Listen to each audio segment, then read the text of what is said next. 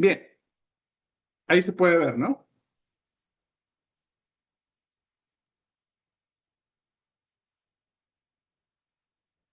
Ya está, listo. Bueno, entonces, lo que vimos la semana pasada era algunos conceptos sobre argumentos, ¿no? Básicamente, el concepto más importante que introdujimos fue el concepto de validez. Y adelanté un poco la idea de que una disciplina que estudia la validez es la lógica deductiva. Entonces, lo que voy a hacer hoy día es presentar de una manera bastante condensada cómo es que lo hace. Naturalmente, tenemos, es una sesión, um, no tenemos el tiempo para desarrollar las herramientas de la lógica en detalle y estudiar los símbolos y los métodos, etcétera. Simplemente voy a presentar un poco la forma, al menos como yo veo, el rol que puede cumplir la lógica para estudiar la validez. Y les voy a dar una especie de vista previa de cómo sería el estudio de la lógica ya de manera más profunda, ¿no? Y esperaría que de repente con las herramientas que voy a mencionar ahora uno pueda meterse a un libro de lógica y sacar provecho de lo que tiene ese libro. Aparte de que aprender lógica no se puede hacer simplemente recibiendo contenido, tratando de absorberlo, sino que uno inevitablemente tiene que ponerse a practicar y hacer ejercicios, ¿no? Entonces, bueno, voy a tratar de hablar un poco hoy día de cómo la lógica contribuye al estudio de la argumentación. Entonces, ese es el tema de hoy. Bien, entonces, algunas ideas de la semana pasada, ¿no? Primero, hablamos de un argumento como una estructura conformada por oraciones. Una de esas oraciones, dijimos, ¿no?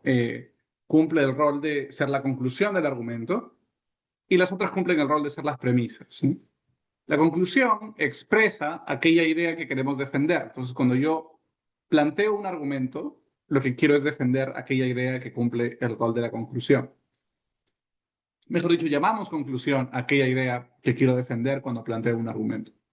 Mientras que las premisas son aquellas ideas en base a las cuales quiero defender esa otra idea, ¿no? Entonces, el punto es que yo quiero defender una idea, la planteo ante mi audiencia, pero no quiero que simplemente acepten la idea, sino que quiero que la acepten dado que aceptan otras ideas que son las premisas.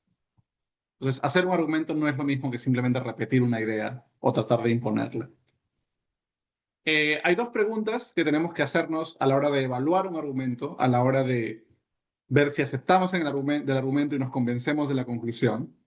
La primera pregunta que nos hacemos es si es que, hola Ángelo, ¿cómo estás? La primera pregunta es si es que las premisas son verdaderas o no. Es decir, si el punto de partida de la persona que está haciendo el argumento se sostiene. Y la segunda la segunda pregunta que tenemos que hacernos a la hora de evaluar un argumento es si las premisas apoyan la conclusión, ¿no? Y dijimos que esas dos preguntas eran casi totalmente independientes, ¿no? En el sentido de que esta relación de apoyo se daba independientemente de si las premisas eran verdaderas o no. Alguien podría partir de premisas falsas que de hecho se apoyan una conclusión, o de premisas verdaderas que también apoyan una conclusión, ¿no? Entonces, son las dos preguntas que uno puede hacerse, que uno debe hacerse cuando considera el éxito o el fracaso de un argumento. Al menos si pensamos en el argumento como simplemente una estructura formada por oraciones que expresan ideas, ¿no? Y no estamos hablando tanto del éxito retórico del argumento, sino del contenido del argumento. Bien.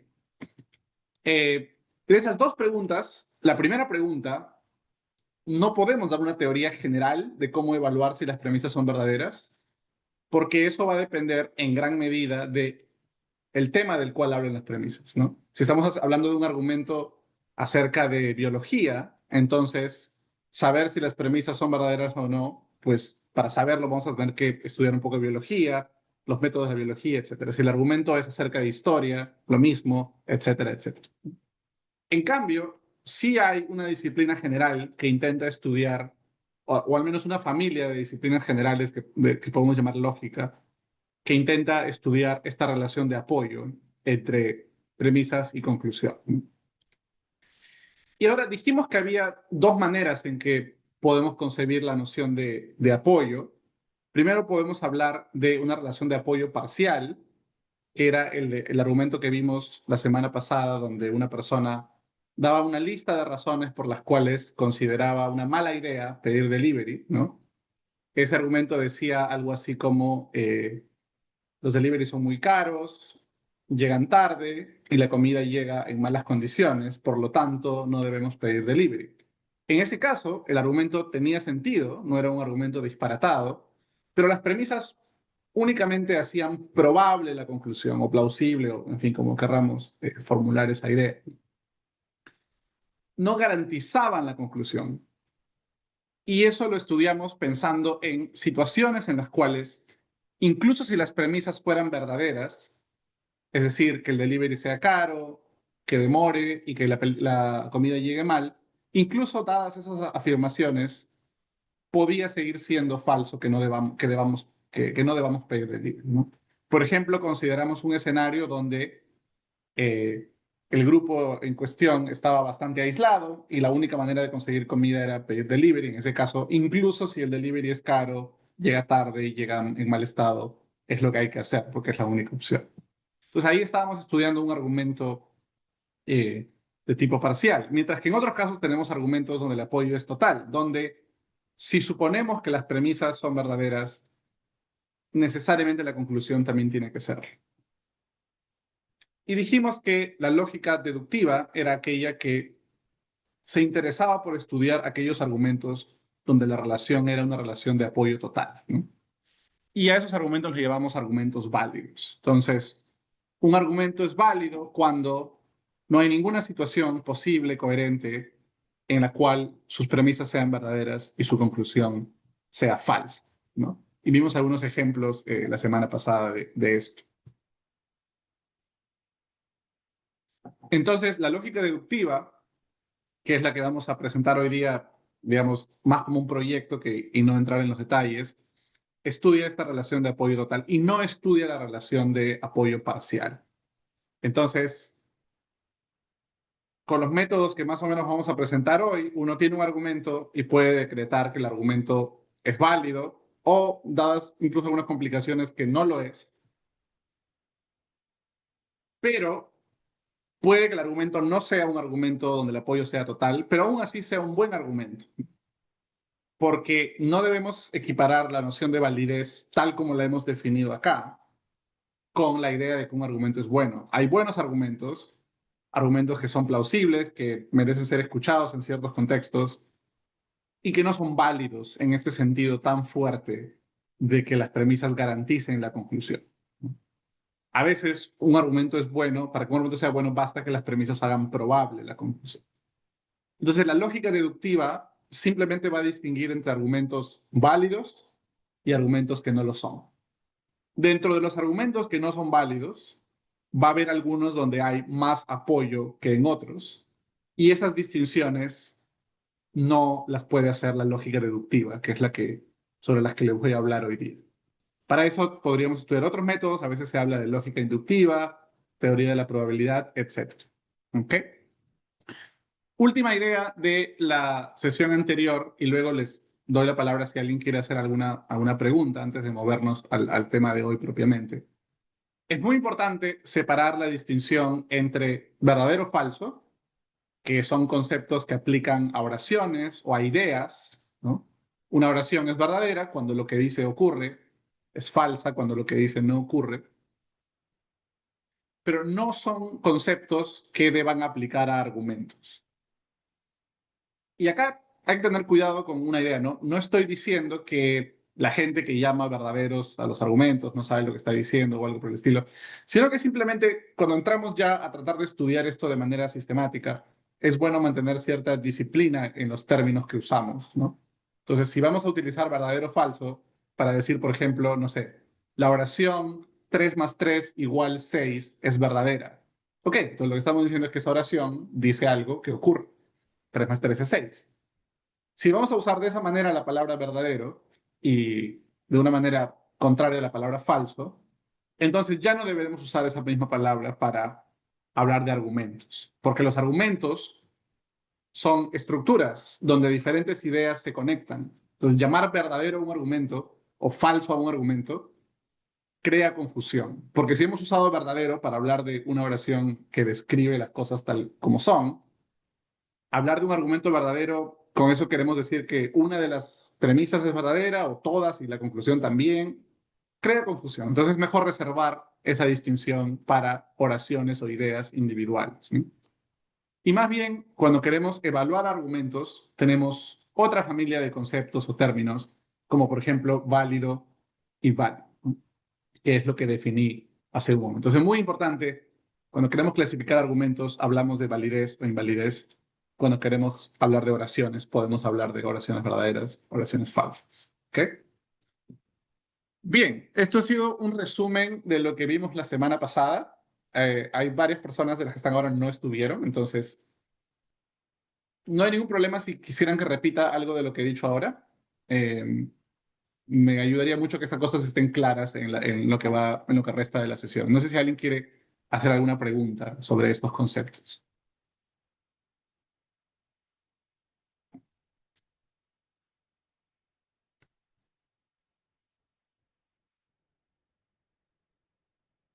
¿Todo está bien entonces?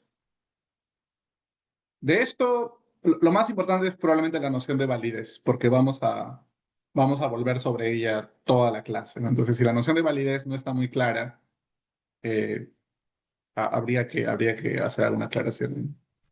Jaime, ¿cómo habías definido validez? Un argumento es válido cuando no hay ninguna situación posible, coherente, en la cual las premisas sean verdaderas y la conclusión no lo sea. Ok, ok, gracias, gracias. Entonces, nota que la noción de validez está conectada a lo que las premisas y la conclusión dicen. Esto creo que también lo hablamos un poquito la semana pasada, porque a veces se piensa en validez como la estructura del argumento, la conexión o algo así. Acá simplemente validez quiere decir no hay ninguna situación donde lo que dicen las premisas ocurra y lo que dice la conclusión no ocurra. Eso es un argumento válido. ¿Ok? Bien. Y eso que la validez esté definida de esa manera va a ser crucial para luego tener claro hasta dónde nos va a poder ayudar la lógica, hasta qué punto la lógica va a poder captar esto y hasta qué punto va a tener que decir, ahí me quedo, ¿no? Bien, a eso volveremos probablemente al final. Ok, quiero mostrarles ahora una especie de vista previa de cómo luce un análisis lógico, por decirlo así, de un argumento o de algo parecido. Ah, Solo para que se vea, ¿ok? Esto, si no han llevado lógica, si están acá porque quieren aprender de qué va esto no se va a entender. O sea, se va a entender una parte, ¿no? Entonces, simplemente estoy mostrándoles imágenes. Espero que al final de la charla se entienda más o menos de dónde salen estas cosas que voy a mostrar, ¿no? Acá hay un argumento, ¿no? Si la charla demora demasiado, entonces los asistentes tendrán hambre. Si los asistentes tienen hambre, entonces estarán molestos. Si la charla demora demasiado, entonces los asistentes estarán molestos, ¿ok? Es relativamente sencillo ver que este argumento es válido, en el sentido de que cualquier situación en la cual las dos premisas sean verdaderas, recuerden que tengo que suponer que lo son, cualquier situación donde esas dos ocurran, tiene que ocurrir la conclusión. Si ya acepté las dos premisas, es incoherente rechazar la conclusión. Es otra manera de verlo. Entonces, ese argumento sabemos que es válido, pero la lógica nos puede, digamos, recontraconfirmar que ese argumento es válido. Y por supuesto, si es lo único que si la lógica solamente nos sirve para confirmar intuiciones que ya tenemos de validez, entonces quizás uno podría pensar cuál es el punto de complicarnos tanto, porque fíjense cómo la lógica nos termina ayudando. Por ejemplo, nos puede ayudar de esa manera, ¿no? Eso que está allí se llama una derivación, una prueba, y lo que hace es, básicamente, dicho de manera muy general, como ven en la columna izquierda, hay unos números, entonces eso está ordenado. Básicamente lo que hago es razonar paso a paso hasta llegar a la conclusión, más o menos, ¿no? Entonces es una prueba. Ahí estoy probando que ese argumento es válido, más o menos. Esa es una manera. Otra manera en que nos puede ayudar es esa otra cosa. Eso se llama una tabla de verdad. Que ya la conexión entre lo que hacemos cuando razonamos es pues, mucho más frágil porque nadie piensa de esa manera. Nadie tiene como tablas de verdad en su cabeza, creo. En todo caso, eso es lo que la lógica hace. En este caso, lo que se conoce como lógica oracional, de la que voy a hablar hoy día, más o menos, bastante. Entonces, esto es lo que uno hace si uno cuenta con estos recursos, ¿no? Agarra un argumento, hace ciertas transformaciones para llegar a estos símbolos y aplica ciertos procedimientos para obtener un veredicto, ¿no? En este caso, el veredicto es que el argumento es válido. Ahora, como decía, si la lógica solo sirviera para comprobar que un argumento que obviamente es válido lo es, pues no serviría para mucho. El poder de la lógica consiste en que no hay un límite para cuán complejo puede ser el argumento. Entonces, dadas ciertos parámetros que este argumento, por ejemplo, cumple, y ahora voy a explicar cuáles son esos parámetros después, esa es la versión más simple, o una de las más simples, pero uno puede complejizar el argumento como quiera, uno puede tener 15 premisas, cada una de 2 líneas de extensión, igual la conclusión, y va a poder aplicar este tipo de métodos, y va a poder obtener un veredicto. En eso recae el poder de la lógica, en empezar rescatando ciertas intuiciones elementales que tenemos sobre validez y luego sistematizándolas de tal manera que las podemos reaplicar con absoluta confianza a argumentos complejos, ¿no? Eso es algo que la lógica tiene. Acá tengo otro ejemplo de un argumento un poco distinto y si han visto algo de lógica saben qué tipo de distinción estoy pensando, ¿no? Algún arquitecto es matemático, todo matemático ama la lógica, por lo tanto, algún arquitecto ama la lógica. También es un argumento válido intuitivamente. Y también podemos aplicar un método parecido, ¿no? También eso es una prueba. Como ven, los símbolos son distintos porque eso es otro sistema lógico que se llama el sistema de la lógica cuantificacional. Creo que hoy día voy a poder explicarles cuál es la diferencia entre los dos y qué cosa es lo que cada uno de ellos hace.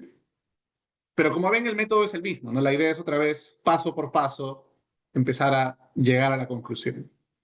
Y lo mismo, ese es un argumento que obviamente es válido, pero cuando se trata de palabras como algún y todo, ya es mucho más fácil confundirse, ¿no? No cuesta mucho complejizar un poquito este argumento y que ya nuestras intuiciones empiecen a no ser tan claras de si el argumento es válido o no lo es. Entonces acá la lógica nos ayuda incluso más, porque no importa qué tan complejo sea, si se mueven ciertos parámetros, yo puedo aplicar este método y obtener resultados. Y la otra cosa que puedo hacer cuando estoy en ese sistema de la lógica cuantificacional es algo que sí es totalmente diferente a esto que vimos acá, a esto que está acá, perdón, estoy señalando como si, a esto de acá. Digamos, la contraparte de esto en la lógica cuantificacional es algo que ahorita no voy a poder desarrollar, pero se ve muy diferente. Y como ven por ahí hay unos simbolitos, unos números también. Está el 1 y el 0, como también estaba acá. Ese es quizá el único parecido entre los dos, es que hay unos y ceros. Um, pero hay unos símbolos matemáticos, en fin. Por eso a mí me agrada pensar en la lógica como un estudio matemático de ciertos conceptos argumentativos. Bien, entonces esa es como una vista previa de lo que la lógica puede darnos. Uh, si la estudiamos, nos puede dar una serie de métodos para capturar la noción de validez, no solamente con argumentos simples, donde no necesitaríamos hacer todo esto para saber que son válidos, sino con argumentos de cualquier complejidad que se mantengan bajo ciertos parámetros. Eso es a lo que aspiramos cuando estudiamos lógica, al menos si la estudiamos con la finalidad de mejorar la argumentación o de evaluar la argumentación, porque la lógica también se puede estudiar de otras maneras, de una manera, por ejemplo, puramente matemática o para hacer programación, una serie de cosas. ¿Okay? ¿Hasta ahí hay alguna pregunta sobre lo que les he mostrado, sobre los conceptos que introduje o sobre esta pequeña vista previa de lo que se hace en lógica?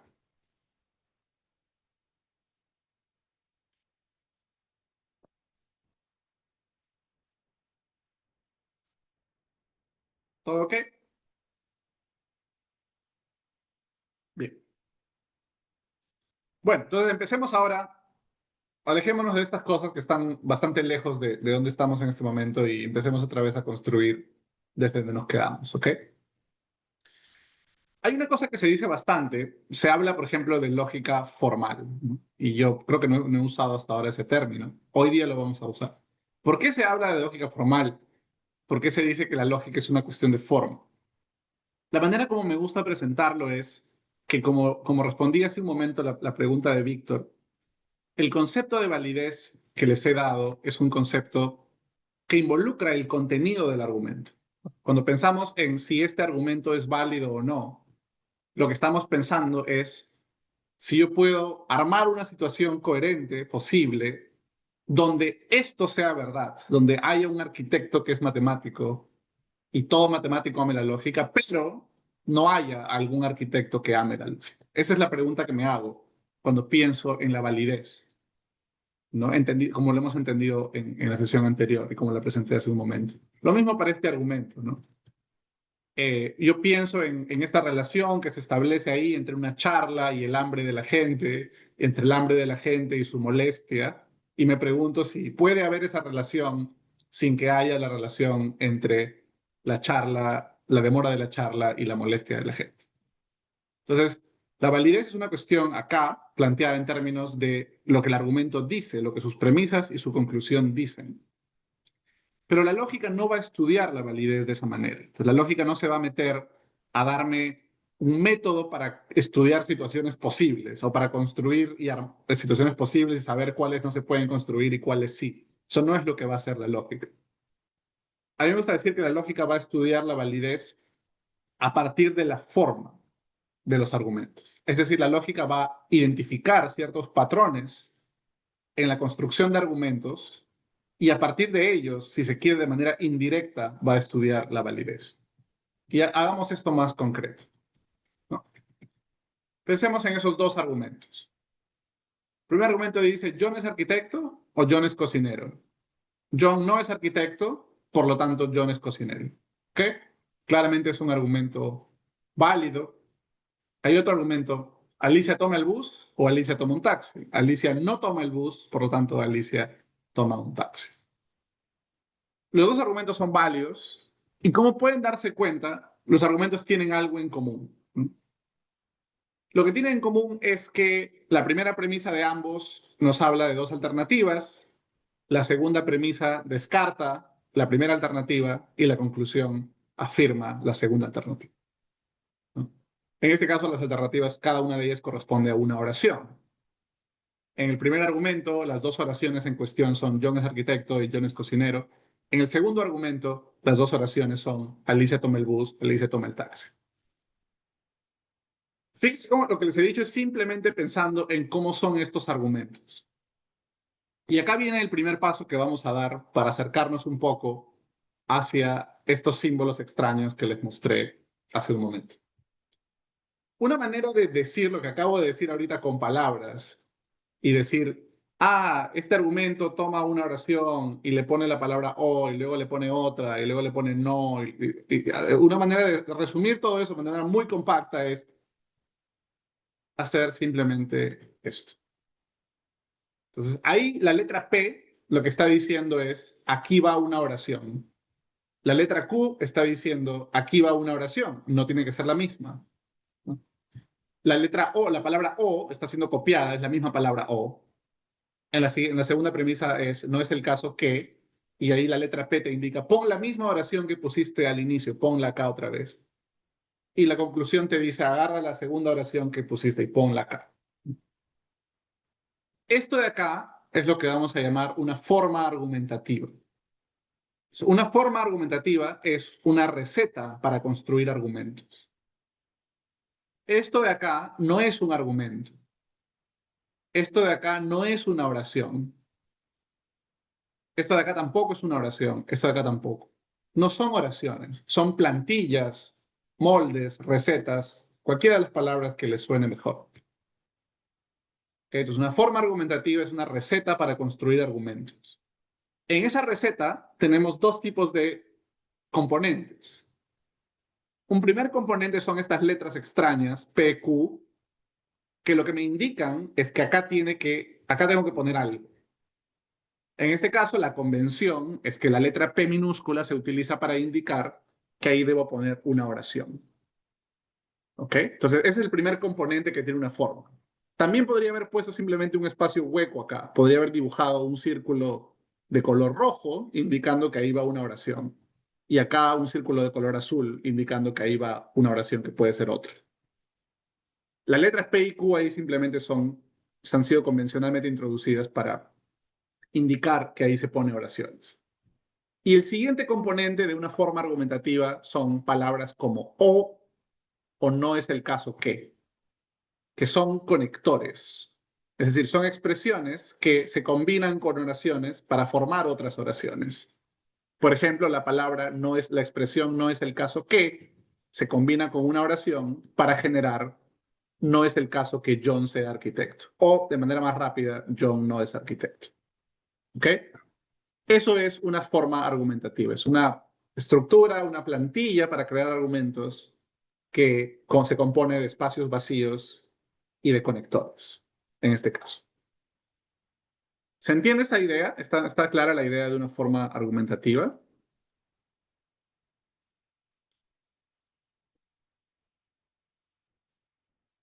Acá les pongo otro ejemplo. Si no se entiende, me lo pueden decir. Si Andrés es oboísta, entonces Andrés es músico. Andrés es músico, por lo tanto Andrés es oboísta. Es un argumento. Si Lucía tiene gripe, entonces está enferma. Lucía está enferma, por lo tanto Lucía tiene gripe. Ahí también tenemos dos argumentos que tienen una estructura parecida y no les voy a repetir otra vez el mismo ejercicio, voy a poner de frente la forma. ¿No? La forma es, agarro una oración después de la palabra sí, luego pongo entonces, luego otra oración y continúa siguiendo esa receta.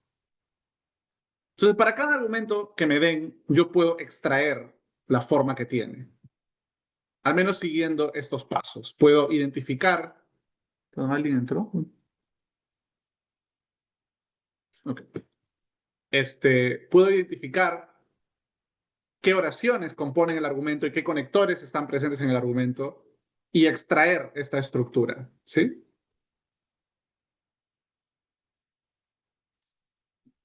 ¿Todo bien con el concepto de forma? ¿Alguna pregunta sobre las letras P, Q, los conectores, etcétera?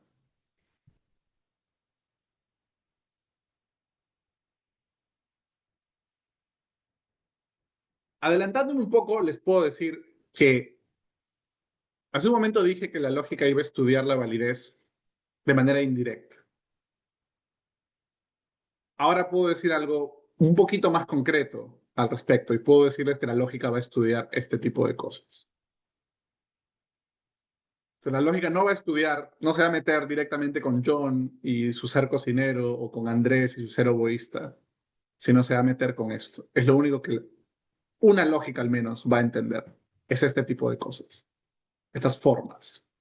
Y es en ese sentido que podemos decir que la lógica es formal.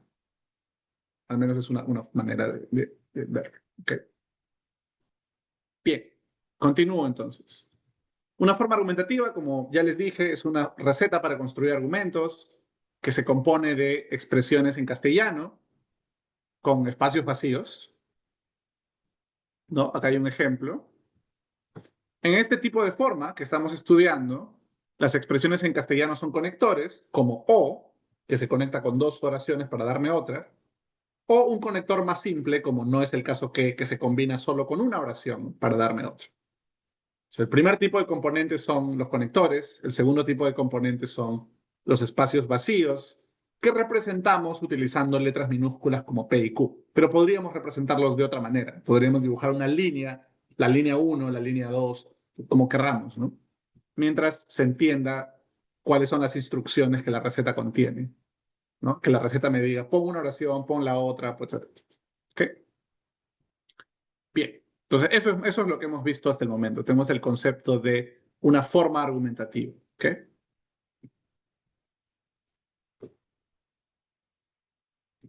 Consideren esas dos formas, ¿no? Las dos formas que hemos visto hace un momento. Pero volvamos primero a los argumentos. Quiero decir algo sobre los argumentos. Esos argumentos, como mencioné hace un momento, eran argumentos válidos, ¿no? Si yo tengo dos opciones y me dicen que una no va, pues la otra tiene que aplicar. Esos argumentos, en cambio, no son válidos. Porque es correcto que si una persona es oboísta, es músico, puede ser correcto, supongamos que Andrés es músico, eso no me garantiza que Andrés sea oboísta. Esta conexión entre ser oboísta y ser músico es correcta. Supongamos que es correcto que él es músico, podría ser que sea guitarrista o trompetista o lo que fuere. Entonces, este argumento es inválido. Lo mismo este argumento, porque si bien hay una conexión entre tener gripe y estar enfermo, Lucía podría tener otra cosa que no sea gripe. Entonces, estos argumentos son inválidos. Eso nos dice que podemos volver a pensar en las dos formas de las cuales que podemos extraer esos argumentos y podemos afirmar lo siguiente.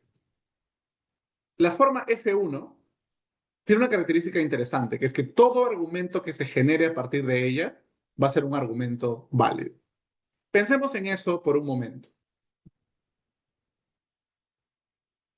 Recuerden otra vez, P o Q. P puede ser lo que sea. P puede ser, mañana voy a desayunar pan con queso. Y Q puede ser, mañana voy a desayunar pan con palta. Una de las dos se va a dar, P o Q. Si sé que una no se va a dar, forzosamente tiene que darse la otra. ¿Okay? Entonces, algo peculiar que tiene esta forma es que no solamente los argumentos que hemos visto, el de el medio de transporte o el de las carreras, sino que cualquier argumento que salga de esta forma, ¿no? Cualquier manera de reemplazar P y reemplazar Q y seguir esta estructura siempre nos va a dar un argumento válido. Entonces, hay un grupo de formas que tienen esa característica, que siempre que las aplicamos, siempre que construimos un argumento siguiendo esa forma, vamos a obtener un argumento válido. A esa forma le voy a llamar una forma validante. ¿Ok? Y aquí quiero detenerme un momento porque nos podemos estar complicando, alguien podría pensar demasiado. ¿Por qué no decimos simplemente que la forma es válida? ¿No? ¿Por qué esta distinción entre válido y validante? De hecho, si han llevado lógica antes o han revisado un libro de lógica, es muy común que las formas sean llamadas formas válidas, ¿no? Y que por consiguiente, esto voy a volver después, las fórmulas, los simbolitos, esos que les he mostrado muy rápidamente al inicio, también se les llame válidos. En cambio, acá yo les estoy planteando que hay una diferencia, al menos mi uso de la palabra válido, que está atado a argumentos y está atado a la posibilidad o imposibilidad de ciertas situaciones que involucran a las premisas y a la conclusión.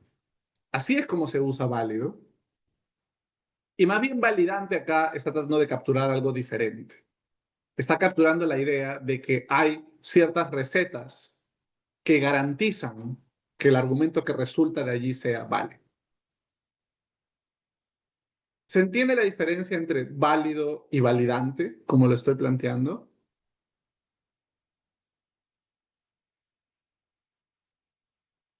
Es una cosa que en experiencia puede generar confusión y a veces toma tiempo convencerse de que hay una distinción.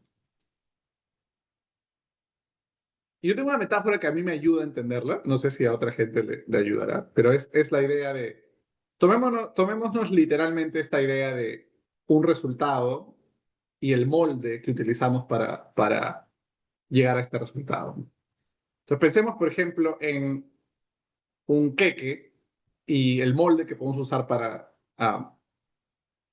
hornear el queque. Los queques pueden ser esponjosos o pueden no ser esponjosos. Pensemos que hay un molde que siempre te da queques esponjosos. A ese molde le podemos llamar un molde esponjoseante, porque siempre te da queques esponjosos. Pero evidentemente el molde no es esponjoso. El molde claramente está hecho de un material más o menos duro, pues un molde. Entonces, ¿para qué hago esta analogía? Simplemente para distinguir entre cuando cierto tipo de cosa, concreta o abstracta, tiene una característica versus otra cosa que garantiza que la primera cosa tenga esa característica y no tiene por sí misma la característica, ¿no? En este caso, ¿por qué yo no podría llamar a esta forma válida? No solamente porque me interesa esta otra característica, sino porque el concepto de validez requiere que yo pueda considerar una situación donde lo que me dicen las premisas ocurra y lo que me dice la conclusión no ocurre. Y como esas premisas y esta conclusión por sí mismas no dicen nada, porque son simplemente recetas, yo no siquiera no puedo preguntarme si esta forma es válida o no, porque la forma no tiene contenido completo, ¿sí? Entonces, la noción de validez acá está atada al contenido de un argumento y como una forma no tiene contenido completo, no puedo siquiera pensar si es válida o no. Y por eso es que introduzco este otro concepto de una forma validante, que es más bien algo que garantiza que cuando ya se le pone contenido, cuando ya se hornea el queque, el argumento sea válido o el queque sea esponjoso. Sí, tal cual, puedes pensar en la forma validante como una productora de argumentos, ¿no? Y los argumentos se generan cuando se aplica contenido a la forma, por decirlo de alguna manera. Bien. Ok, entonces tenemos esos dos conceptos, el concepto de un argumento válido y el concepto de una forma validante. Esta en particular es una forma validante. Esta, en cambio, no lo es, porque como hemos visto, en algunos casos al menos, se generan argumentos inválidos. ¿Ok? Entonces vamos a distinguir entre una forma validante, aquella que garantiza validez, y una forma no validante, aquella que no garantiza validez. Es importante que el concepto de forma no validez, el concepto que estamos mencionando acá es el concepto de una forma no validante, es decir, que no garantiza validez. No estamos introduciendo un concepto de una forma que garantice invalidez. Una cosa es no garantizar validez y otra cosa es garantizar invalidez. Una forma que garantice invalidez siempre te va a generar argumentos inválidos. Una forma que no garantice validez, lo único que sabemos de ella es que al menos algún argumento que genera es inválido. Entonces ustedes me dirán, ¿pero qué? Entonces, ¿hay argumentos válidos con esta estructura? Y la respuesta es sí, sí los hay. No quiero presentarlos ahorita porque son resultan un poco confusos. Los podemos ver al final quizás, si tenemos tiempo, pero la respuesta es sí. Hay argumentos que tienen esta estructura y son válidos. ¿Ok? Entonces, es más, no tengo ahorita la respuesta completa, pero es bastante difícil, si no imposible, encontrar una forma que nunca genere argumento, por lo menos un argumento válido. O sea, hay maneras siempre de elegir el contenido correcto, por decirlo así, que termine haciendo que el argumento que sale de la forma sea válido. ¿Ok? Jaime, Eso también es... eh, ¿Perdón? Jaime, eso es Sí, porque la validez está ligada, o sea, parece que está muy estrechamente ligada con el contenido, ¿no? Entonces, sí, claro, si fuese solo una cuestión de forma, digamos, F2 no te podría garantizar nunca un argumento válido, pero parece que sí hay casos así medios piquis en donde por el contenido puedes tener un argumento válido con una forma que no garantiza validez, ¿no? así es. Totalmente, sí, tal cual. Claro, como hemos empezado con una noción de validez que habla de si podría ocurrir, si hay alguna situación posible donde las premisas son verdaderas y la conclusión falsa, y como la noción de verdad y falsedad y de posibilidad están atadas al contenido, entonces nuestra noción de validez depende por completo del contenido específico de un argumento. sería diferente si tuviéramos otra noción de validez, ¿no? Y de hecho, en ese sentido trato de ser, ¿cómo se puede decir? Tolerante con otras nociones. O sea, si alguien quiere empezar de otra manera, con una noción de validez distinta, perfecto. Pero entonces, la lógica que va a construir va a ser diferente. Porque lo que va a querer capturar son otras cosas. Ya no esta noción de validez atada a posibilidad, sino una noción de validez atada a conexiones especiales o algo por el estilo. Y que por lo menos es mucho más difícil de definir. La noción de validez que les he presentado es muy fácil de definir. Simplemente podría haber ocurrido, las premisas son verdaderas y la conclusión falsa. Sí o no, eso es validez, nada más. Las otras nociones son más difíciles, pese a que parecieran ser más intuitivas, terminan siendo mucho más difíciles de definir. Bien, en todo caso, podemos identificar formas que garantizan validez, formas que no garantizan validez. Como digo, es muy difícil que garanticen invalidez, porque es bastante, siempre es posible forzar el contenido de tal manera que lo vas a terminar haciendo válido. Pero bueno, podemos volver a eso después. ¿Ok? Por ahora tenemos esta distinción válido, inválido, validante, no validante. ¿Todo bien hasta ahí? ¿Alguien quisiera hacer alguna pregunta?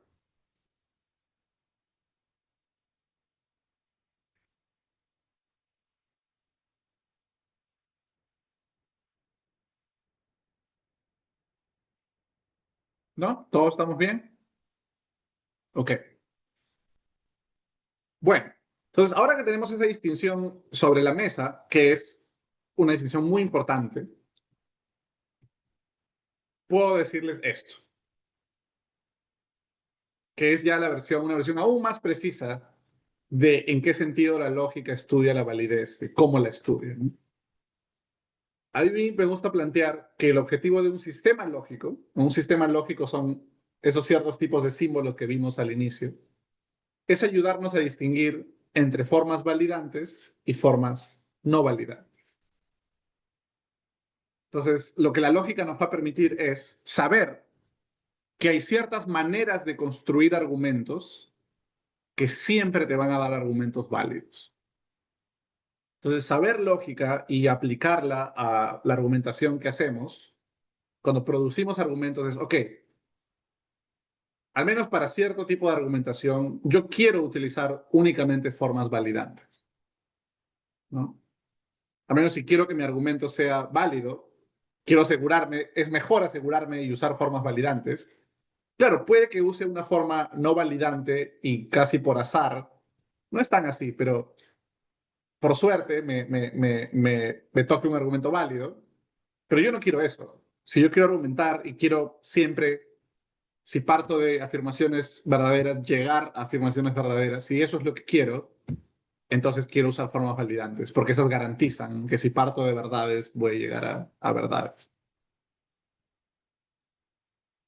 Y al mismo tiempo, cuando estoy escuchando un argumento de otra persona, que sé que lo que quiere es esta garantía de verdad, si detecto que ha usado una forma no validante, es altamente probable que el argumento no sea válido. Insisto, salvo estas excepciones, y como ven, es importante estudiar esas excepciones porque así vamos a saber en qué momento podemos. Toda forma validante me garantiza validez, pero una forma no validante no me va a garantizar invalidez. Tengo que examinar otras cosas que son medio complicadas para realmente concluir que el argumento es inválido. ¿Ok? De repente al final, si les interesa, les puedo decir un poco de cuáles son esas cosas. ¿Ok? Entonces, eso es lo que la lógica va a hacer. Entonces, la lógica va a actuar un poco por detrás. La lógica va a actuar en la estructura del argumento, no en el contenido específico. ¿Ok? Ahora, perdón, ¿alguien dijo algo? No. Ok. Estas formas que hemos visto, ¿no? Estas que tienen conectores y tienen P y Q, solamente es una familia de formas. ¿Okay? Las formas son muy diversas. Este tipo de formas les vamos a llamar formas oracionales. ¿Por qué? Porque sus ingredientes son conectores y espacios para oraciones, ¿no? Por eso vamos a llamarle formas oracionales. Y hay un sistema especialmente diseñado para estudiar estas formas, que es el caso de la lógica oracional, también se le llama lógica proposicional, lógica de conectores. Es un sistema lógico que es el primero que se estudia en cualquier curso introductorio de lógica. Es el que les mostré en la primer argumento que los puse ahí, sus análisis lógicos. Es un sistema cuya finalidad es distinguir entre formas oracionales que son validantes y aquellas que no lo son. Entonces, por ejemplo, la lógica me va a garantizar esta es validante, esta no lo es, ¿no? Y repito nuevamente, ese es un caso evidente. Podemos claramente darnos cuenta de que esta forma es validante y de que esta no lo es. Pero cuando empieza a complicarse, cuando tienes 3, 4 premisas, cuando la estructura es muy larga, ya no es tan simple, ¿no? Darse cuenta de si una forma es validante o no. Entonces, cuando escucho un argumento muy complicado, lleno de conectores y todo, a simple vista no voy a poder saber si la estructura detrás del argumento es validante o no. Y cuando uno empieza a aprender lógica y a entrenarse, al haberse puesto a hacer este tipo de diagramas muchas veces, ¿no? ¿Dónde estamos? Si uno ha hecho esto muchas veces con fórmulas largas y todo eso, el resultado es que uno empieza a detectar esos patrones en el momento mismo en el que está conversando o está leyendo un texto. No tiene que sentarse a hacer esto aparte. Porque a veces uno cuando estudia lógica o lleva un curso de lógica que está muy matematizado y automatizado, uno se pregunta como, esto nunca lo voy a usar. Y en algún sentido es verdad, en el sentido en que las conversaciones cotidianas y los argumentos cotidianos probablemente nunca vas a sentarte a simbolizarlos, así como está en la diapositiva. Pero el haber hecho esta práctica, el haber hecho esto con fórmulas larguísimas y pruebas larguísimas, hace que uno adquiera la habilidad de, al menos las versiones más simples, poder hacerlas simplemente en su cabeza y simplemente escuchando, leyendo, sin tener que hacer todos estos símbolos extraños. Entonces así es como veo que esto puede servir como inmediatamente a quien está interesado, a quien no está interesado pues en estudiar estas cosas, las matemáticas raras, sino a quien está interesado únicamente en pensar mejor y argumentar mejor. Bueno, volviendo al hilo principal de la presentación, estamos.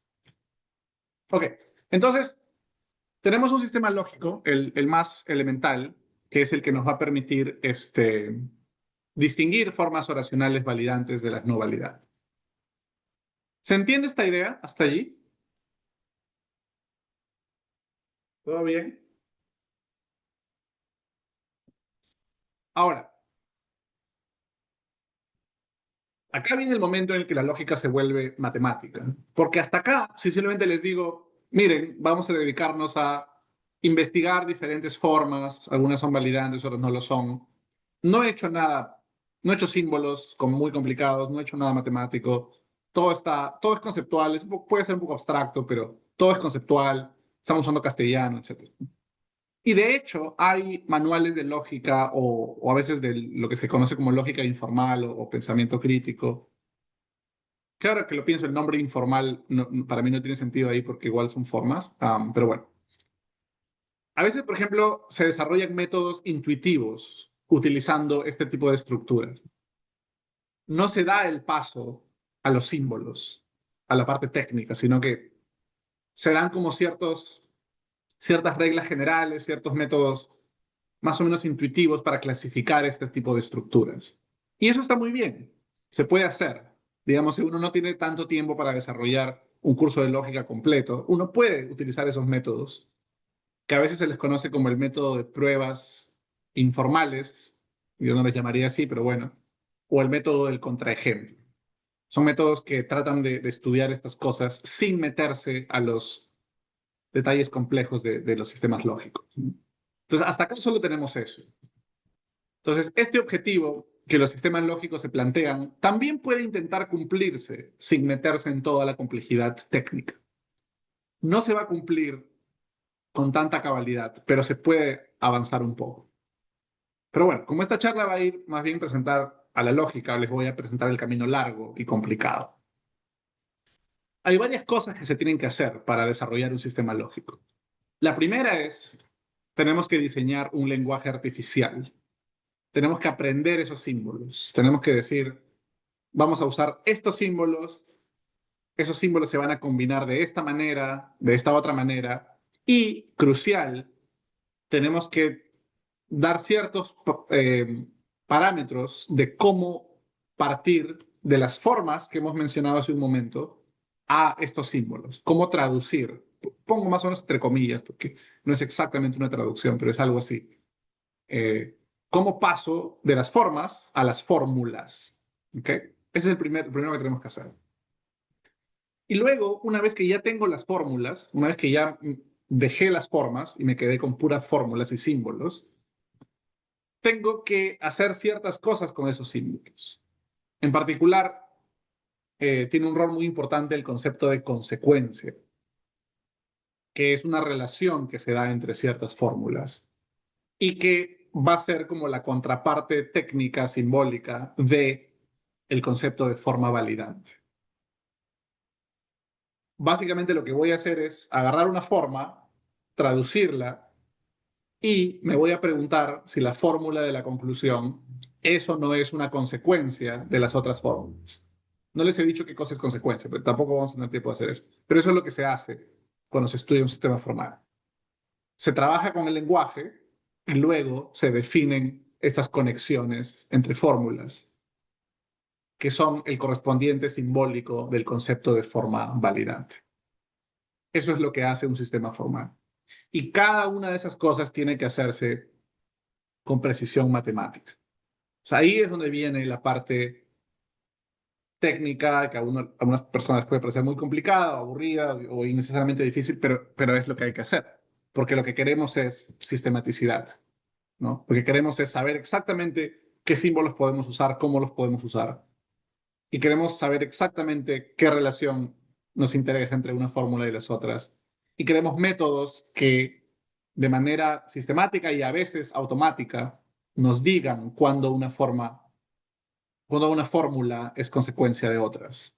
¿Ok? Entonces lo que va a pasar es algo como esto, por ejemplo.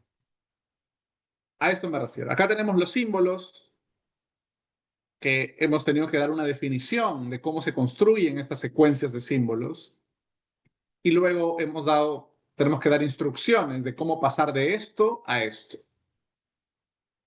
Y una vez que lo hemos hecho, vamos a diseñar ciertos métodos. Por ejemplo, ese método que nos va a decir, ok, si logras hacer esto, si logras empezar con estas fórmulas de acá, que están acá, y logras llegar a esta otra fórmula que está acá, entonces decimos que esta fórmula es consecuencia de estas. Y una vez que logro hacer eso, puedo regresar a la forma original y decretar que esa forma es validante. ¿Ok? Entonces, es así como funciona este método, así como funciona la estrategia general de utilizar este sistema lógico para estudiar una forma argumentativa. ¿Ok? Este es un caso en el cual logro demostrar que la forma es validante a partir de este método. Un caso distinto es donde logro demostrar más bien que la forma no es validante. Acá lo mismo, agarro la forma, ya tengo, se supone, mis fórmulas bien estructuradas, entonces, y sé cómo traducir, y luego aplico de repente este otro método y identifico esta especie de error que acá he puesto con rojo. Este error me ayuda a concluir que esta fórmula de acá no es una consecuencia de las fórmulas de acá, por lo tanto la forma original no es validante.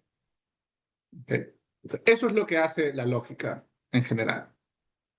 Hasta acá, hasta esta columna, no hemos utilizado todavía un sistema lógico. Hasta acá simplemente hemos agarrado el argumento que estemos estudiando y hemos abstraído su estructura, ¿no? Y como les dije hace un momento, uno podría quedarse ahí y simplemente estudiar un poco de métodos intuitivos para clasificar algunas formas como validantes y otras como no.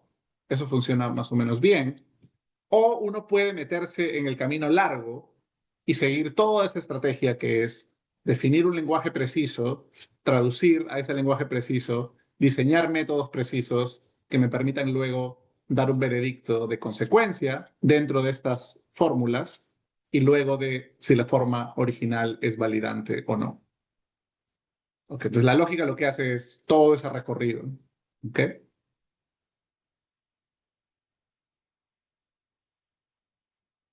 Preguntas, por favor, sobre esto.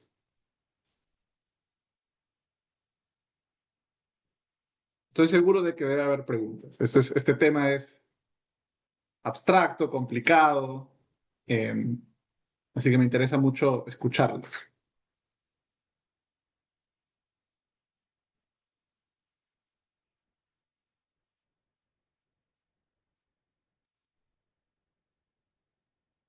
¿Sí se ha entendido?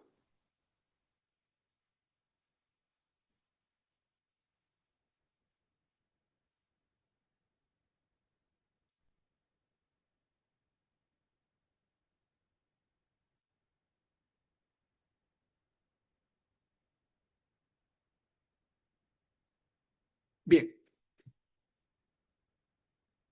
Vamos a ver qué había antes. Okay, entonces, algo que me interesa mucho comunicar es que este esquemita funciona para muchos, no sé si para todos, quizá complicado decirlo, pero para muchos sistemas lógicos. Lo que hacemos es identificamos una familia de formas, ¿no? Acá esa familia eran este tipo de formas, las que tienen P, Q, obviamente puede haber más oraciones, entonces puede haber P, Q, R, etcétera, y tienen conectores, ¿no? Y lo que nos interesa es, dentro de esa familia de formas, clasificarlas en validantes y no validantes. Acá les hemos llamado a esa familia la familia de las formas oracionales. Y luego diseñamos un sistema lógico y construimos un lenguaje al cual traducimos estas formas y luego estudiamos un concepto de consecuencia y estudiamos métodos para determinar si una fórmula es consecuencia de otra. Y estos métodos nos permiten volver a nuestro objeto de estudio original y determinar si era una forma validante o no lo era. Siempre y cuando nos mantengamos en la familia de formas. Entonces, este sistema lógico funciona muy bien solamente para esta familia de formas. Si quisiéramos estudiar otro tipo de formas, ya no podríamos utilizar ese sistema. Eso es muy importante, ¿sí? Porque hay una manera de aproximarse a estas cosas donde uno piensa en cada sistema como que un sistema supera al otro. Vamos a ver ahorita brevemente el otro sistema. Y yo prefiero no verlo de esa manera, prefiero verlo como que cada sistema tiene un campo de acción. Este sistema de acá, el sistema de la lógica oracional, o también llamada lógica proposicional, su campo de acción son las formas oracionales, ¿no? Y hace su trabajo bien. El otro sistema tiene otro campo de acción, con otro tipo de formas, y también hace bien su trabajo. Entonces, no es que un sistema supere al otro, sino que simplemente va a otro campo de acción. ¿Okay? Y voy a presentarles brevemente cuál es ese campo de acción. ¿Ok? ¿No? Acá tenemos otra vez dos argumentos. Todo loro es un pájaro. Algunos loros hablan, algunos pájaros hablan. Todo estudiante es peruano. Algunos estudiantes son atletas. Por lo tanto, algunos peruanos son atletas. En este caso, también podemos notar cómo estos dos argumentos tienen una estructura en común, ¿no? La palabra todo aparece en la primera premisa, la palabra algunos en la segunda y la tercera. Y tenemos estos términos como loro, hablar, pájaro, atleta, etcétera, que están distribuidos con cierto patrón dentro de la estructura del argumento. Si simplemente estuviésemos pensando en estructuras oracionales, la estructura oracional de esos argumentos sería muy simple. Acá hay una oración completa, no hay ningún conector, no hay no, no hay y, no hay sí entonces, no hay nada de eso. Acá hay otra oración, ningún conector, y lo mismo para todas. Entonces, la forma oracional de esos argumentos es bastante simple. Es simplemente P, Q, R. Este es P, este es Q, este es R. Nada más. Entonces, no vamos a poder decir mucho de eso. Pero estos argumentos son válidos. Entonces, nos interesa a veces meternos un poquito más en el detalle de estos argumentos y no simplemente pensar en su estructura oracional, que no es validante, por ejemplo, sino pensar en una estructura más detallada. Y para eso hacemos algo como lo siguiente. Fíjense cómo estas letras F, G, H, esta letra F, otra vez lo que hace es señalar un espacio vacío, pero el espacio vacío no es uno que va a ser ocupado por una oración completa. No es que yo voy a poner todo y luego voy a poner una oración completa acá, ¿no? No voy a decir como todo Juan es feliz es G o algo así. No tiene sentido. F acá tiene que ser ocupada por algo como la palabra loro o por algo como la palabra estudiante, ¿no? Acá la letra H tiene que ser ocupada por algo como hablar o ser un atleta. Este tipo de palabras o frases, que son las llamadas a ocupar estos espacios vacíos de letras como F, G, H, se les conoce como predicados. Y la categoría de predicado es una categoría distinta a la categoría que a veces aprendemos en cursos de gramática, como lo que viene después del sujeto, ¿no? Acá cuando hablamos de un predicado, hablamos de algún tipo de expresión que denota una característica de algo. Por ejemplo, ser un loro es una característica, hablar es una característica, ser peruano es una característica, etcétera, etcétera. Y diferentes categorías gramaticales pueden cumplir el rol de denotar una característica. Sustantivos como loro, verbos como hablar, y acá no hay ningún caso, pero adjetivos como estar triste o estar atento o estar feliz. Entonces, la categoría de predicado, que es una categoría que es importantísima para este tipo de estructuras, de alguna manera subsume las categorías gramaticales de sustantivo, verbo y adjetivo. ¿Okay? Tomemos eso siempre con pinzas, pero más o menos es una primera aproximación bastante útil pensar en verbos, sustantivos y adjetivos como siendo predicados. ¿Okay? Entonces, por ejemplo, cuando yo digo todo F es G, yo podría decir todo gato es feliz. Eso sería una manera de rellenar este contenido. O puedo decir todo alumno se levanta temprano. Eso también es una manera aceptable de rellenar esta primera parte. ¿Ok? Entonces, lo que tenemos acá es otro tipo de receta. Una receta que no se fija ya únicamente en dónde pongo oraciones y cómo las conecto, sino que lo que hace es decirme dónde coloco predicados y cómo los junto, cómo los conecto. Esas expresiones que aparecen al inicio de cada una de estas oraciones, todo, algunos, se les conoce como cuantificadores.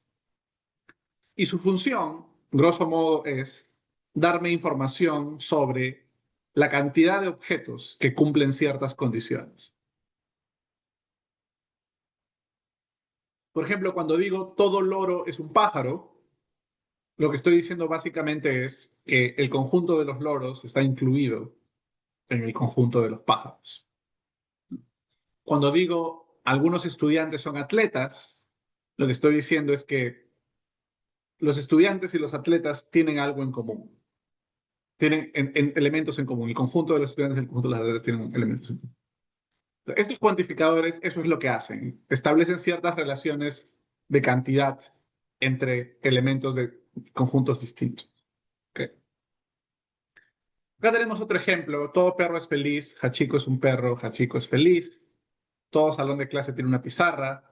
A456 es un salón de clase, A tiene una pizarra.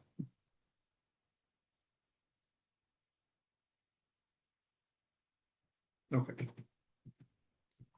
Y ahí aparece otro tipo de expresión que también va a cumplir un rol en este tipo de recetas. Esta A minúscula, como ven, ha de ser reemplazada no por una expresión que denota características, que me sirve para describir cosas, sino por un tipo de expresión que más bien me sirve para identificar una única entidad. En este caso, un perro, en este caso, un salón de clases. Pero fíjense la diferencia entre la la expresión salón de clase y la expresión A456, ¿no? La segunda denota algo específicamente. La primera describe una clase de cosas, los salones de clase. ¿Ok? Entonces, en general, a estas formas, que les vamos a llamar formas cuantificacionales, esas formas tienen como componentes cuantificadores en castellano, como algunos, etcétera. También conectores, vamos a ver por ahí algún ejemplo. Y más bien los espacios vacíos que son representados acá por dos tipos de letras, ¿no? Letras mayúsculas y letras minúsculas. Las letras mayúsculas representan espacios vacíos que han de ser ocupados por predicados y las letras minúsculas espacios vacíos que han de ser ocupados por nombres. ¿Okay?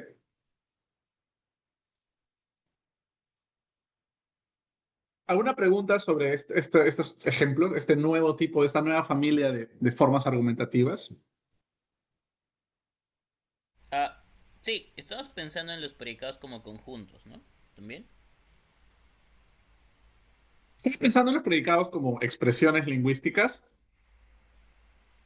que pueden denotar conjuntos o que están vinculados a conjuntos. Ok. Sí. ¿Alguna razón en particular por la cual eso te da curiosidad? No, no, no, sino que, o sea, de forma intuitiva, siento que me hace sentido cuando pienso en los predicados como expresiones que Mm, pueden denotar conjuntos, ¿no? mm, mm. Pero sí, sí, no, no, no hay nada en Ok, particular. no hay No hay truco. nada oculto, Ok, Jaime. bien. ¿Alguna pregunta más sobre estas categorías? La categoría de nombre, la categoría de predicado, la categoría de cuantificador.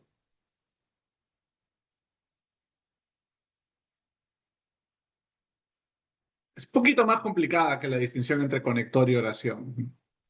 Ahí es un poco más fácil subrayar una oración y ver cómo se conecta con otras. Acá ya estamos entrando a la estructura interna de las oraciones que conforman los argumentos. Estamos desmenuzándolas un poco más. Entonces, las formas cuantificacionales son más complicadas porque son más ricas.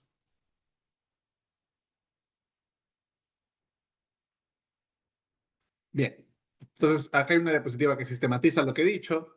En una forma cuantificacional, las expresiones en castellano son cuantificadores y conectores, mientras que los espacios vacíos son de dos tipos.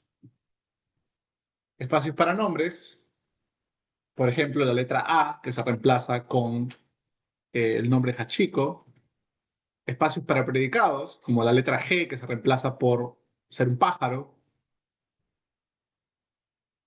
Las formas cuantificacionales también pueden ser clasificadas en validantes y no validantes. En este caso, las dos que les he dado son formas validantes. No les he dado todavía una forma no validante. Y el sistema lógico que me va a permitir hacer eso es el sistema de la lógica cuantificacional. Entonces, fíjense cómo empezamos con argumentos que analizamos solamente pensando en las conexiones entre oraciones que se establecían. Luego diseñamos un sistema, bueno, les comenté del proyecto de diseñar un sistema que capture esas distinciones, perdón, que capture esas estructuras y nos permita clasificar esas estructuras en validantes y no validantes a través de ciertos métodos. Y ahí eso ya son 5 o 7 semanas en un curso de lógica. Simplemente estudiando bien cómo son esas fórmulas, estudiando esas tablitas, estudiando este método y practicando y practicando y practicando. Eso ya es medio curso de lógica. Y luego uno dice, ok, ya entendí cómo se conectan las oraciones, ya tengo cierta intuición de cuándo se han conectado bien, cuándo no se han conectado bien. Y ahora vamos a pasar a estructuras más complejas. Vamos a pensar ahora ya en la estructura interna de las oraciones que usamos y en ciertas recetas para construir argumentos a partir de esas estructuras más detalladas. Y ahí aparece la lógica cuantificacional, como un sistema que nos va a permitir hacer exactamente lo mismo, pero ahora con ese otro tipo de estructura. También va a haber un lenguaje artificial, también va a haber nociones de consecuencia y también va a haber métodos para determinar eh, cuándo se da la relación de consecuencia o no. Eh, Había calculado un poquito mal mi tiempo, así que no tengo ejemplos detallados de esto, pero podemos volver al inicio de mis diapositivas y pensar en esto que les di, ¿no? Que es básicamente lo que va a ocurrir. O sea, acá tenemos un argumento, queremos capturar su estructura más detallada. Esto se lee más o menos como hay algo que es arquitecto y matemático. Por ejemplo, esa sería la estructura de esta primera oración. Esta segunda fórmula podemos leerla como todo aquello que es un matemático ama la lógica. Esta es la forma de la segunda premisa. Y acá está la conclusión.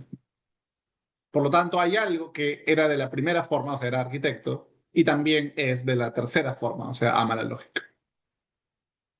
Pues ahí tengo que estudiar primero cómo construir estas fórmulas, etcétera, y una vez que he aprendido a construirlas, puedo, por ejemplo, probar de esta manera que la forma cuantificacional de este argumento es validante y por lo tanto este argumento es un argumento válido. E insisto, eso lo puedo hacer con argumentos de cualquier nivel de complejidad, siempre y cuando esté estudiando, perdón, con formas cuantificacionales de cualquier nivel de complejidad.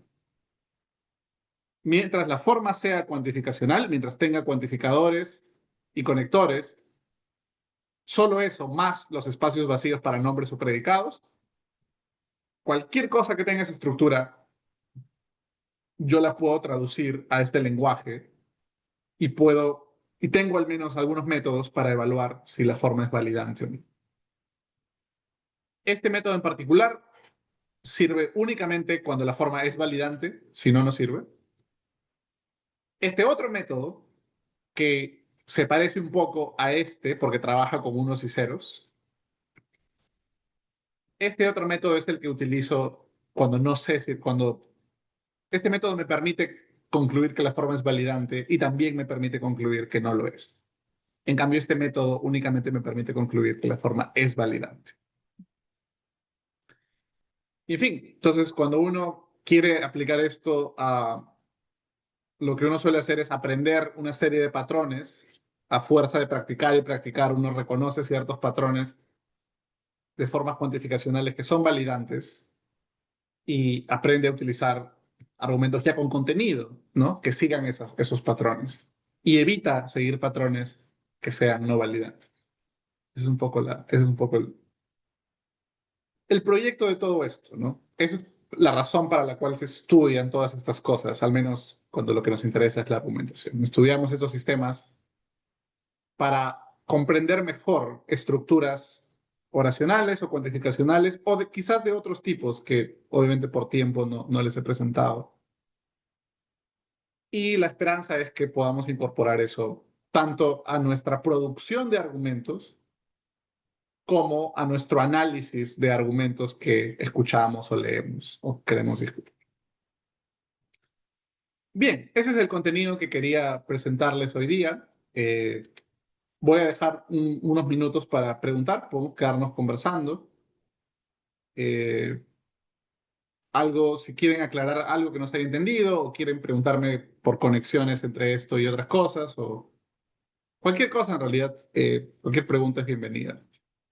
En lo que respecta a las diapositivas, con eso he concluido. Sí, Jaime, no sé si podrías dar un ejemplo de un argumento válido que se Ah, produzca a ujú. partir de una forma no validante. Sí, sí, por supuesto. Te puedo dar dos tipos de casos. ¿Dónde está la...? Ah, no, está después. Eh,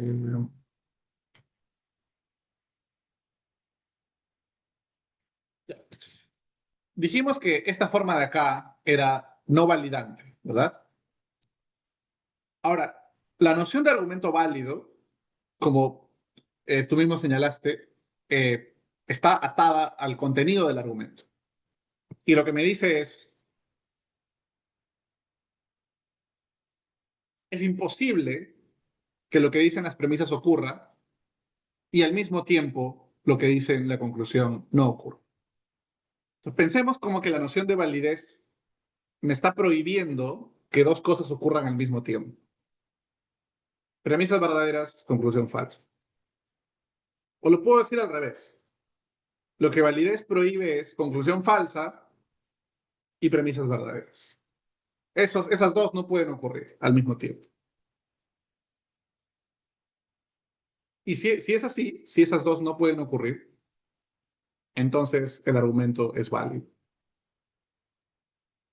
Entonces, claro, cuando pensamos en este argumento, por ejemplo, decimos, ¿podría ocurrir que la conclusión sea falsa y las premisas sean verdaderas? ¿Hay alguna situación así?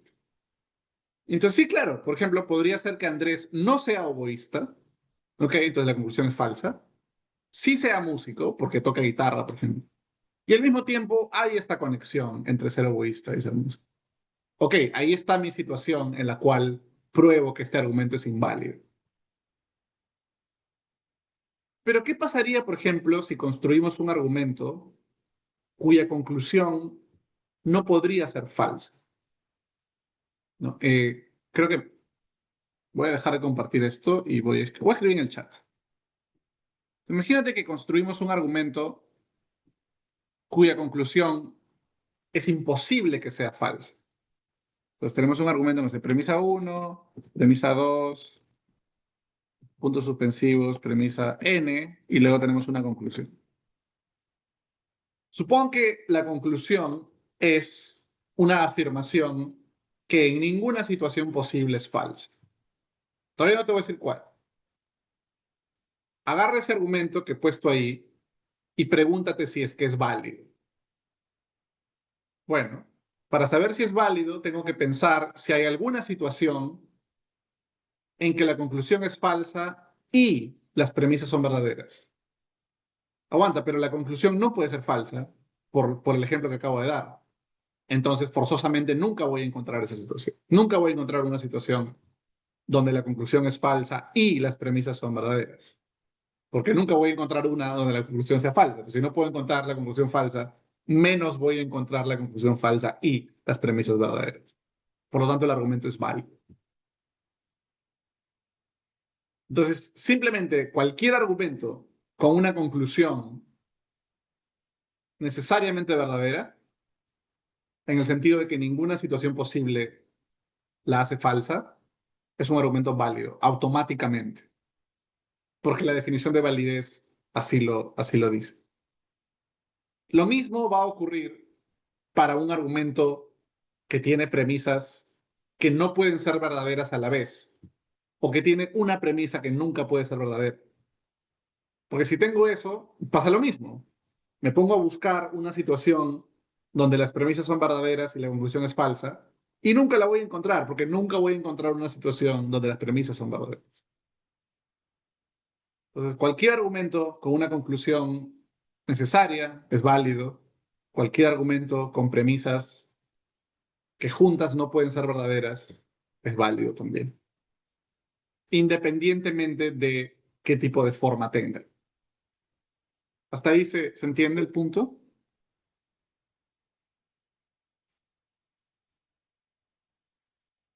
Ok, entonces, agarra por ejemplo esta forma de acá.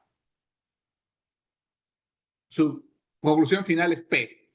Agarra un P que sea una afirmación necesaria y eso automáticamente garantiza que el argumento que construye sea válido. ¿Cuál es un ejemplo de una afirmación necesaria? Los filósofos se pelean por cuál es un buen ejemplo, pero uno de los más aceptados es 2 más 2 es 4. ¿No? Tengo 2 cosas acá y 2 cosas acá, entonces tengo 4 cosas. Esa afirmación es necesaria. Es imposible que no ocurra que si tengo 2 cosas acá, 2 cosas acá, tenga 4 cosas. 2 más 2 es 4 es una afirmación necesaria. Entonces, cualquier argumento cuya conclusión sea 2 más 2 es 4 va a ser un argumento válido, según esta definición de validez. Agarra, por ejemplo, si 2 más 2 es 4, entonces Juan es feliz. Juan es feliz, por lo tanto 2 más 2 es 4. Es argumento válido, según esta definición. Para el otro caso, agarra una premisa imposible. 2 más 2 es 5. Y digo, si Juan es feliz, entonces 2 más 2 es 5. 2 más 2 es 5. Por lo tanto, Juan es feliz. Argumento válido.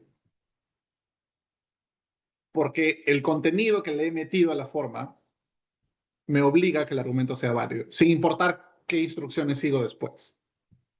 Si me aseguro que mi conclusión es necesaria, o me aseguro que una de mis premisas es imposible, o ellas colectivamente son imposibles, entonces ya aseguré que el argumento sea válido, sin importar qué receta siga. ¿Se entiende esto ahí? Entonces, cuando dije cuando estaba en este punto, dije, me animo a decir que es, ninguna forma garantiza invalidez. Al menos ninguna forma oracional garantiza invalidez. Eso es clarísimo. Porque para cualquier forma oracional puedes construir una conclusión necesaria. Lo mismo cuantificacional. Ahora, si la pregunta es cualquier forma de toda la absoluta plenitud de formas que hay, ¿hay alguna de esas que garantiza invalidez? Va a depender mucho de cuán generoso eres con qué cosa cuenta como forma. Si eres tan generoso que permites cosas como recetas que digan cosas como acá pongo una afirmación imposible, acá pongo una afirmación no imposible. Si permites ese tipo de cosas, entonces bloqueas esta posibilidad. Pero ya yo soy un poquito reacio a pensar que esos ya sean forma, siento que ya es demasiado generoso esa concepción de forma. Pero creo que es una disputa filosófica interesante, pensar cuáles son los límites de lo que cuenta como forma o no. Al menos para poder ordenarnos un poco en los tipos de lógicas que estudiamos y eso. Quizá no haya nada muy profundo ahí, pero no sé. Ok, ha sido una respuesta larguísima, pero No, no, gracias, Jaime. Gracias, sí, lo que pasa es que uno a veces puede tender a pensar que la validez es una cuestión estructural, ¿no? Que depende, ujú. digamos, de la forma lógica que puede tener un argumento. Pero claro, cuando te pones a pensar en estos casos, te inclinas más a pensar, a decir que está ligada, que tal como estamos entendiendo validez, parece que está más ligada al contenido que de hecho a la estructura de los argumentos. Entonces, sí, sí, gracias. La cuestión es bien complicada y yo tengo una manera de entender esto que creo que sí es bastante, o sea, a ver, yo ya soy poco ortodoxo al presentar estas cosas, pero lo que voy a decir ahora sí ya es como es totalmente una postura filosófica y mucha gente está en desacuerdo, ¿no? Eh, yo veo esto de la siguiente manera, o sea, hay argumentos y los argumentos tienen ciertas características que nos interesa estudiar. Una de ellas es la validez, como yo la he definido acá. Luego hay otra que le puedes llamar validez prima, que es esta más de conexión, de que las premisas se siguen, algo así. Y de repente alguien quiere estudiar esa, ¿no? Y yo digo, perfecto, simplemente elige tu característica, elige qué cosa quieres capturar de los argumentos. Y yo añadiría, defínela claramente, dame una definición clara de cuál es la característica que quieres capturar, que en este caso es validez entendida de esta manera.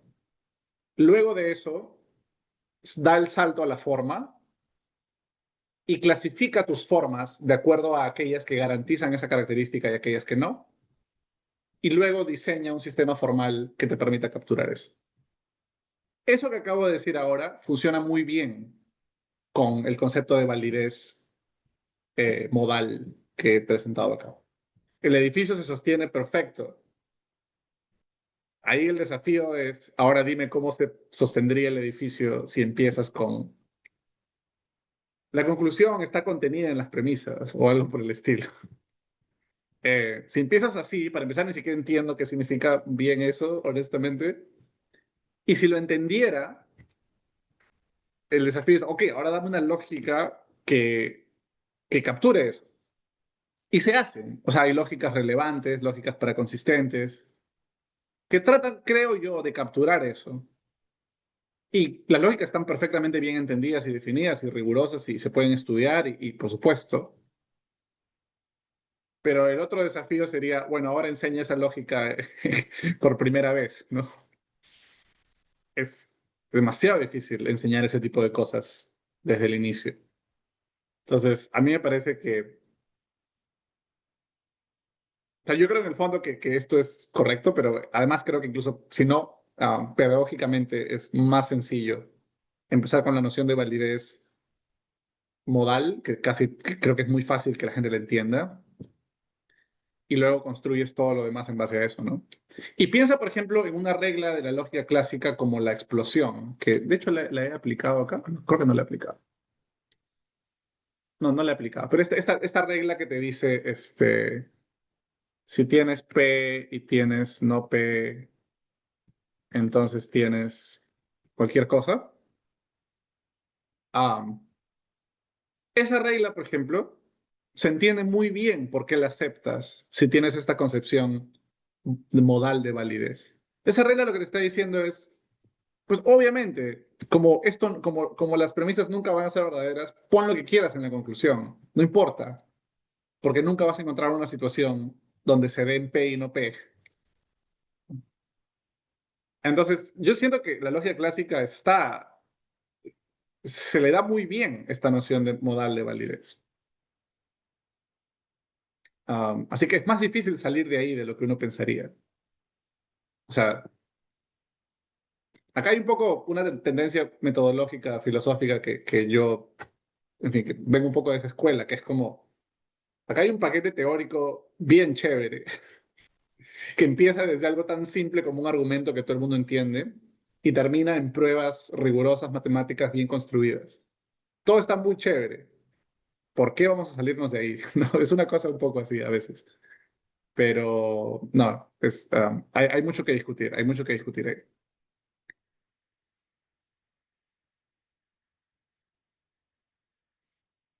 Ok, ¿alguna otra pregunta? ¿Alguna curiosidad?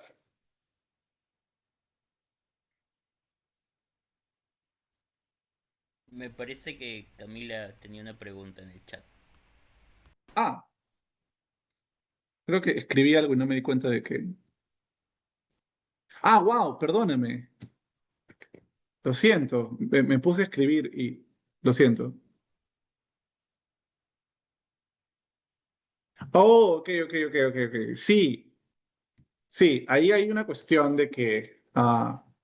gracias, Víctor, por hacerme notar. Espérate, quiero llegar a la parte de... Ok, primero lo hago acá. Fíjese cómo, ¿no? Acá tengo o P o Q, y de alguna manera, incluso sin saber esto en detalle, uno se da cuenta cómo esta fórmula corresponde con esta. Porque ahí está la P, ahí está la Q, ahí está el símbolo este que representa el O. Entonces, algo, entre muchas otras cosas que hacen a la lógica oracional el punto de partida de cualquier aprendizaje de lógica, es que las fórmulas, la estructura de las fórmulas refleja muy bien la estructura de las oraciones en castellano. ¿Ok? Acá tienes no P, acá tienes este símbolo P, todo se ve muy bien. Cuando pasamos a acá, ya no es tan simple. Porque, por ejemplo, vamos al inicio otra vez. Porque, por ejemplo, esta oración que estamos viendo acá, ¿no? Algún arquitecto es matemático, acá ya cambió. Acá, ¿de dónde salía? Uno más o menos, bueno, algún seguramente corresponde a este símbolo de acá. Arquitecto es F, matemático es G, y las X por ahí aparecieron para hacer algo. Y acá todo, matemático, lógica, ya. Pero ¿de dónde salió el conector este de acá? ¿De dónde salió esto de acá? ¿No? Uno se puede preguntar. Y ahí puedo tratar de explicarlo ahora, es un poco largo, pero más o menos la idea es que acá yo digo, algún arquitecto es matemático. Pero hay otros, entonces lo que tengo ahí es un cuantificador y tengo dos predicados que se están combinando con este cuantificador.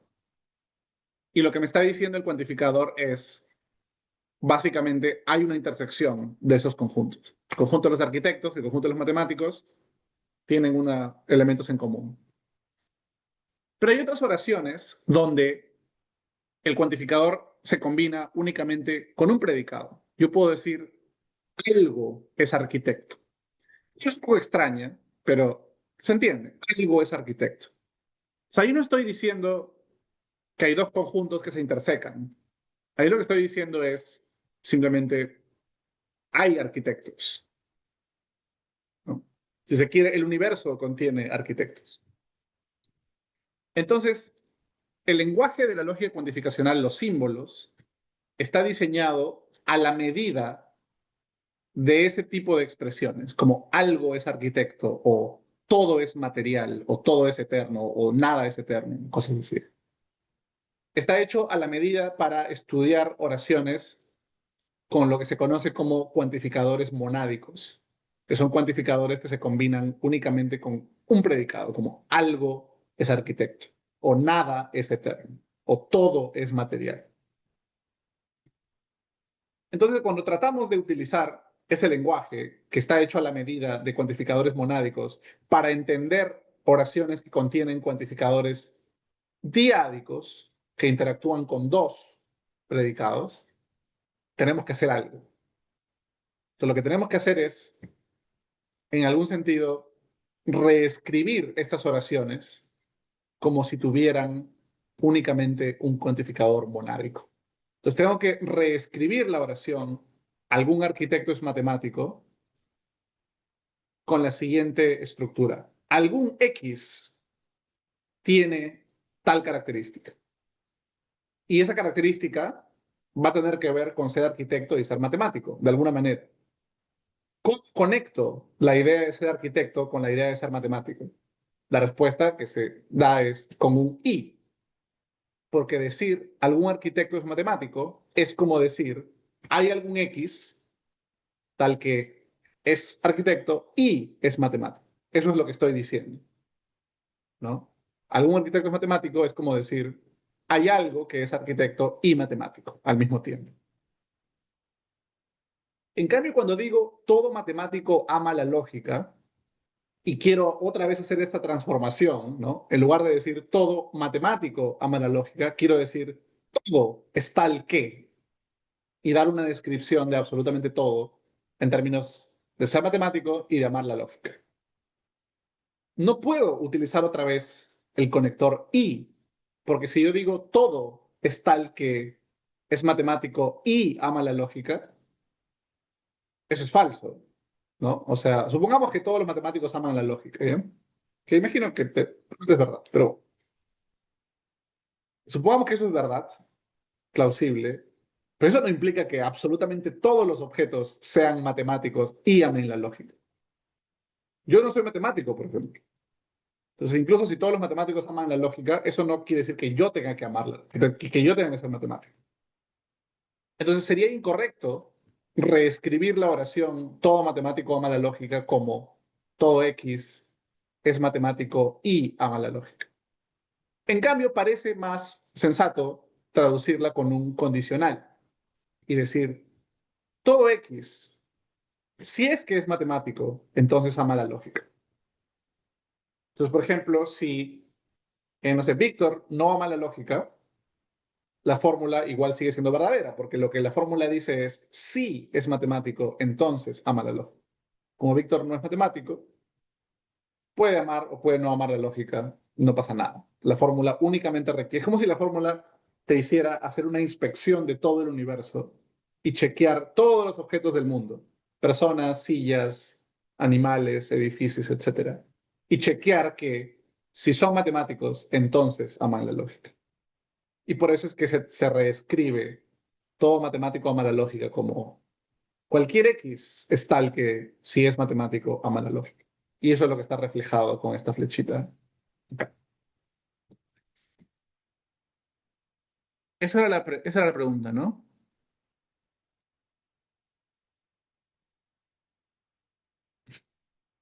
Sí. Esa es la respuesta. Y en general, hay algo que no, obviamente no hemos hecho porque un montón de cosas que no hemos hecho, pero cuando uno se mete en un curso de lógica, el trabajo que hay que hacer a veces es preguntarse para cada nueva palabra en inglés que entra a la forma, cómo debe traducirse a los símbolos. Porque los símbolos son limitados, tenemos poquitos símbolos, pero en inglés, perdón, en castellano tenemos miles de conectores. Y, o, perdón, pero porque, no obstante, sin embargo, incluso, ah, solo en caso que tenemos un montón de conectores y cuando queremos traducirlos, tenemos que filtrarlos bien, tenemos que estudiar cada conector y ver cómo es mejor representado en este lenguaje para que luego los métodos puedan hacer su trabajo. Ocurre lo mismo en lógica cuantificacional con los cuantificadores. No, algún, todo, ningún, solo algunos. Y hay cuantificadores más complicados, como al menos dos, al menos tres, pocos, muchos. Y ahí uno tiene que decidir primero qué cuantificadores va a estudiar y qué cuantificadores no. Y los que sí va a estudiar, cómo los va a estudiar. Y ahí puede haber discusiones sobre algunos casos complicados, pero para la mayoría de ellos hay consenso sobre cómo deben ser traducidos. Este ejemplo de traducir el todo con un condicional el ejemplo, es un consenso, ¿no? Pero bueno. Y ocurren cosas extrañas también cuando lo traduces con otro operador, ¿no? Como todos los perros y Ajá. gatos. Imagínate que, o sea, lo ponemos con una conjunción. Ajá. Entonces tendrías Ya, algo que ya, es ya, perro y ya. gato al mismo tiempo. O el existencial Sí, con un condicional, ¿no? Por las condiciones de verdad del condicional. Que podrías sí, tener sí, este. Sí. no. Ese de...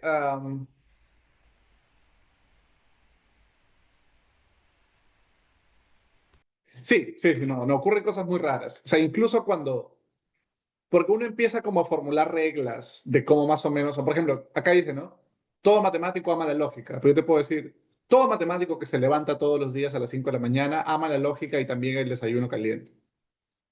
Es una versión más larga, pero tiene la misma estructura. Y hay reglas que uno estudia para traducir esas oraciones más largas aplicando la misma plantilla, pero con más símbolos. Y esas reglas funcionan más o menos establemente, de manera estable, pero luego aparecen casos rarísimos donde no sabes qué hacer. Y ahí, más que ya hablar puramente de lógica, estamos hablando de la lingüística, ¿no? En particular de la semántica y la sintaxis, que nos dicen exactamente cómo entender en cuantificadores o diferentes tipos de expresión, ¿no? Entonces, un poco que este tipo de métodos y la traducción presupone ya ciertas afirmaciones lingüísticas sobre el significado de expresiones en castellano. A veces va a ser fácil y trivial, a veces no lo va a ser, a veces va a haber discusiones filosóficas y lingüísticas, literaturas enteras dedicadas a estudiar casos como lo que has dicho o el condicional, etcétera. Pero se puede aprender esto sin meterse por completo en todas esas cosas. Bueno, muchas gracias por la conversación, por la charla. Lo he pasado muy bien. Espero que les haya gustado. Y nada, esta es la última charla que tenía en esta secuencia. y no recuerdo qué tienen la siguiente semana, pero espero que puedan asistir. Y bueno, no hay de qué, no hay de qué. Cualquier cosa, creo en algún momento les dejé mi correo, lo voy a dejar otra vez. Me